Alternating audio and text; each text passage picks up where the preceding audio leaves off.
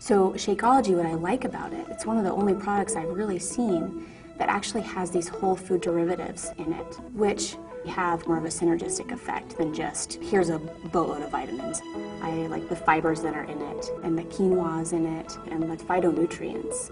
One of the good things about phytonutrients is that they counteract the oxidative stress that our body undergoes every day. So when our body metabolizes foods, we naturally produce chemicals called free radicals, which actually can do damage, oxidative damage to our body. Our body has a natural mechanism to counteract this oxidative damage and the free radicals and kind of neutralize them. But sometimes we overeat and we can create more than our body can handle, or we have conditions like diabetes where we create more free radicals. But ironically enough, some of the foods and some of the nutrients that we eat, these phytonutrients, are broken down in the body, they're digested, and they're able to produce the same compounds that our body uses. So the more phytonutrients you can get from a drink like Shakeology, you can fight these oxidative chemicals that can hurt you.